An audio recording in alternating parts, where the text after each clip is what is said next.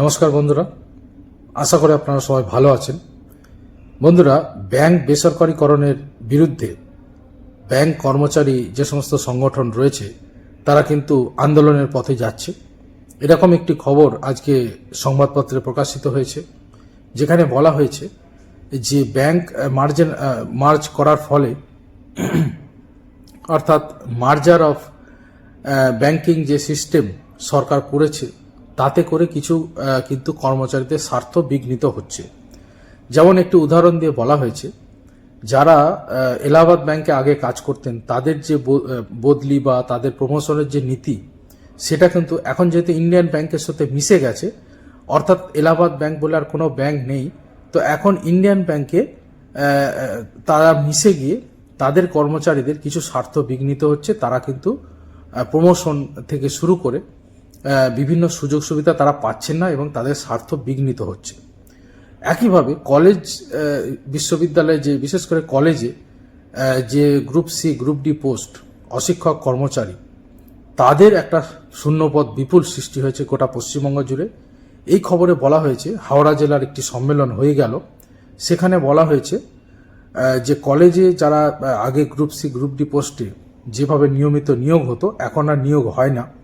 এর ফলে দীর্ঘদিন নিয়োগ না হওয়ার ফলে কিন্তু কলেজের যে পরিষেবা, পঠন পাঠন পরিষেবা বা সাধারণ যে কলেজ পরিচালন যে পরিষেবা, সেটা কিন্তু বিঘ্নিত হচ্ছে। গ্রুপ সি গ্রুপ ডি এবং কলেজে যে ল্যাবরেটরিগুলো থাকে, সেই ল্যাব অ্যাটেন্ডেন্টের যে পোস্ট রয়েছে তাদের পদোন্নতি সহ আরও বিশেষ কিছু দাবি নিয়ে কিন্তু হাওড়া জেলা সম্মেলন হয়ে গেল। একইভাবে পশ্চিমবঙ্গ কোঅর্ডিনেশন কমিটির রাজ্য সরকারি কর্মচারীদের একটি সংগঠন, পূর্বতন বাম সমর্থিত, আপনারা জানেন, তাদের একটি সম্মেলন হয়ে গেল। সেই সম্মেলনেও নানা দাবি দাওয়া কিন্তু উঠেছে। যাই হোক, আপনারা পুরো ভিডিওটা দেখুন। আমি যে সমস্ত পেপার থেকে খবরগুলো নিয়েছি সেটাও কিন্তু আমি আপনাদের সামনে রাখছি। আপনাদের অনুরোধ করব, অবশ্যই আপনারা ভিডিওটা শেষ পর্যন্ত দেখবেন এবং আমার যারা সাবস্ক্রাইবার নন অথচ আমার চ্যানেলটা দেখছেন, রাজ্য সরকারি কর্মচারীদের খবর এছাড়া কেন্দ্রীয় সরকারি কর্মচারীদের খবর, যে কোনো সার্ভিস সংক্রান্ত, এছাড়া কর্মখালি সংক্রান্ত যে সমস্ত খবর থাকে এবং কারেন্ট অ্যাফেয়ার্সের সমস্ত খবর এই চ্যানেলে পাবেন। অবশ্যই চ্যানেলটা সাবস্ক্রাইব করে রাখুন, আশা করি উপকৃত হবেন। ধন্যবাদ।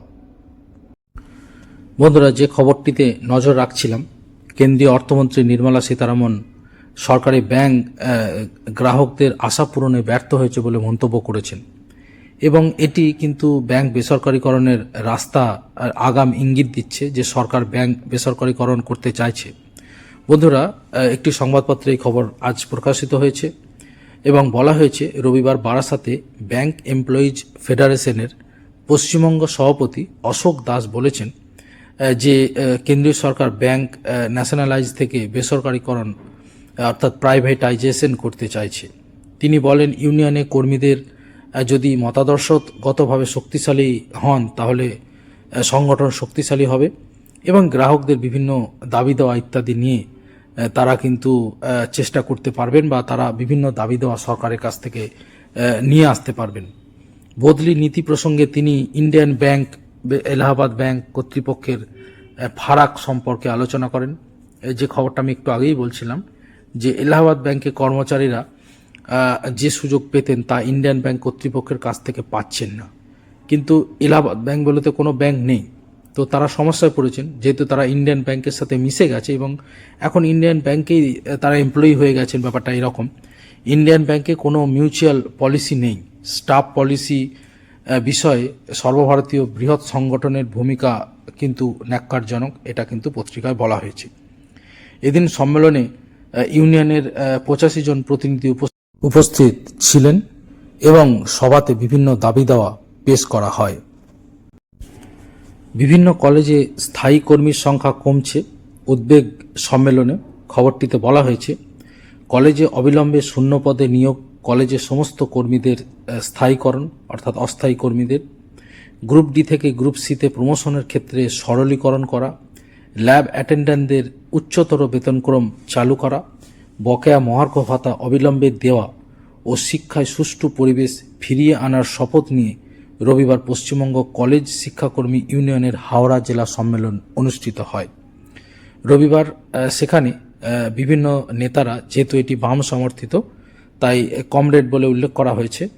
কমরেড তরুণ ব্যানার্জি নামাঙ্কিত মঞ্চে পশ্চিমবঙ্গ কলেজ শিক্ষাকর্মী ইউনিয়নের হাওড়া জেলার অষ্টাদশ সম্মেলন হয়ে যায় এবং সেখানে বিভিন্ন দাবি দাওয়া উঠে আসে। হাওড়া জেলার প্রতিটি কলেজ ইউনিট থেকে প্রতিনিধিরা আলোচনায় অংশগ্রহণ করেন। অভিনন্দন জানিয়ে বক্তব্য রাখেন সংগঠনের নেতা পরমানন্দ লুলুই, এছাড়া অশোক কর্মকার এবং নীলকমল সাহা। এছাড়া গৌরব সাহা, শেখর সেনকে নিয়ে গঠিত সভাপতি মণ্ডলী সম্মেলনের কাজ পরিচালনা করে। সেখানে বলা হয় যে কর্মচারীদের বিভিন্ন স্বার্থের কথা বিশেষ করে উঠে আসে। সারা রাজ্যে কলেজের যে স্থায়ী কর্মচারীর সংখ্যা কমে যাচ্ছে, বাড়ছে অস্থায়ী কর্মীর সংখ্যা, সেই বিষয়টা উদ্বেগজনক বলে মন্তব্য করা হয়েছে এবং বলা হয়েছে যে অস্থায়ী পদেও বিভিন্ন স্বজনপোষণ চলছে এবং শিক্ষাকর্মীদের মধ্যে বিভাজন সৃষ্টি করতে চাইছে শাসক দল, এরকম অভিযোগও কিন্তু এই সম্মেলনে কিন্তু তুলে ধরা হয়। এমনকি কর্মীদের উপর শারীরিক আক্রমণ পর্যন্ত নেমে আসছে বলে এর বিরুদ্ধে একজোট হয়ে প্রতিরোধ গড়ে তোলার আহ্বান কিন্তু জানান প্রতিনিধিরা। তো যাই হোক, বিভিন্ন কলেজে স্থায়ী কর্মীর সংখ্যা কমছে, বিষয়টা অবশ্যই উদ্বেগজনক এবং এটাই মূল কথা। যেখানে গ্রুপ ডি থেকে গ্রুপ সিতে প্রমোশনের ক্ষেত্রে সরলীকরণ করার কথা বলা হয়েছে এবং ল্যাব অ্যাটেন্ডেন্টদের যে নিম্ন বেতন স্কেল, সেটা তারা সমস্যার মধ্যে রয়েছেন, সেটাও তুলে ধরা হয়েছে। তো খবরটা অবশ্যই অত্যন্ত গুরুত্বপূর্ণ। অন্যদিকে রাজ্য সরকারি কর্মীদের সম্মেলন হয়ে গেল।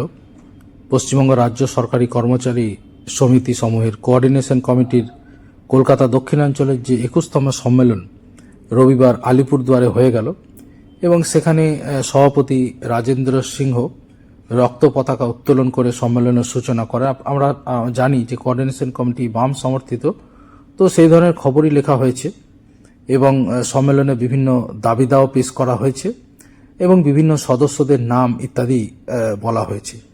যাই হোক, খবরটা অত্যন্ত গুরুত্বপূর্ণ। আসন্ন বিধানসভা ভোটের আগে কর্মচারীরা কিন্তু বিভিন্ন দাবি দেওয়া তাদের বিভিন্ন সম্মেলনে পেশ করছেন। তো অবশ্যই খবরটা তাৎপর্যপূর্ণ।